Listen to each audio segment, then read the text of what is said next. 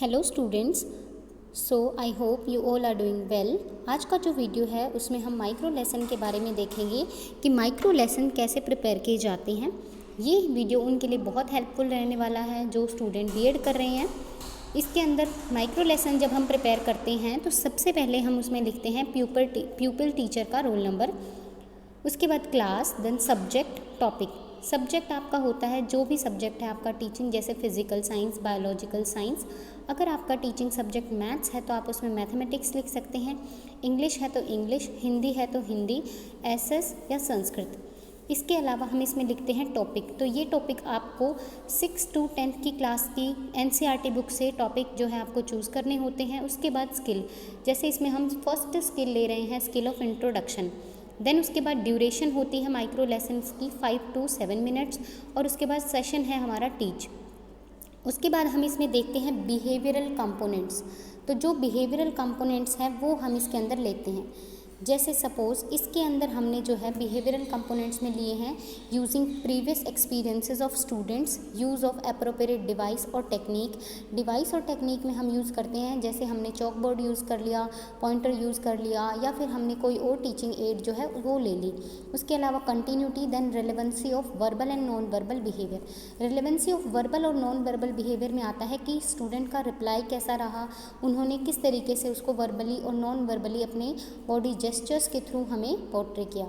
Then उसके बाद हम इसमें जब माइक्रो लेसन बनाते हैं उसमें सबसे पहला कॉलम होता है प्यूपिल टीचर एक्टिविटी का, क्योंकि यहाँ पे स्टूडेंट्स जो हैं वो प्यूपिल ही होते हैं, जो आपकी क्लास के ही होते हैं, तो उनकी एक्टिविटी हम इसके नेक्स्ट में लिखते हैं। देन बिहेवियरल कंपोनेंट्स, तो जैसे सबसे पहले आप क्लास में एंटर करते हैं तो उसमें आप गुड मॉर्निंग स्टूडेंट्स बोलते हैं, देन स्टूडेंट का रिप्लाई गुड मॉर्निंग मैम।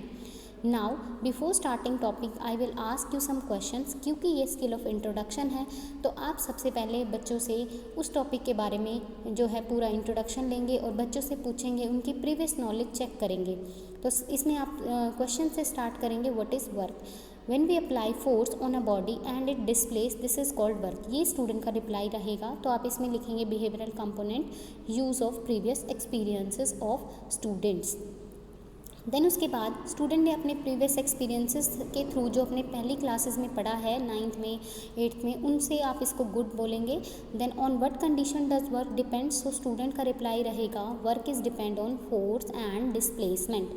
सो इसमें कंटिन्यूटी जो है वो हमारा बिहेवियरल कंपोनेंट हो जाएगा। देन उसके बाद डिफाइन फोर्स, सो फोर्स को डिफाइन करेंगे बच्चे, एनी पुश और pull is called force. So use of previous knowledge जो है इसमें उन्होंने किया है, सो इसमें आप उनको फिर से प्रेज करेंगे गुड बोल के। उसके बाद आप इसी तरीके के 4-5 क्वेश्चंस और उनको पुट ऑन करेंगे, जिसके अंदर जो है हम कहेंगे define displacement, use of previous knowledge, उसका यूज़ करके वो इसको डिफाइन करेंगे। फिर से आप उनको प्रेज करोगे very good. In which case work is done, so work जो है फर्स्ट सेकेंड केस में डन हुआ है और इसमें आपने यूज़ किया है बोर्ड का, या आप इसमें कोई और भी टीचिंग एड यूज़ कर सकते हैं according to your subject, teaching subject, और अकॉर्डिंग टू योर टॉपिक। जैसे आप अगर फ्लावर के बारे में बता रहे हैं तो फ्लावर के आप मॉर्फोलॉजिकल फीचर्स बता सकते हैं। अगर आप वहाँ पे कोई भी, जैसे मान लो अगर आप इंग्लिश के टीचर हैं, इंग्लिश में बीएड कर रहे हैं, तो आप वहाँ पे नाउन का एग्जांपल ले सकते हैं।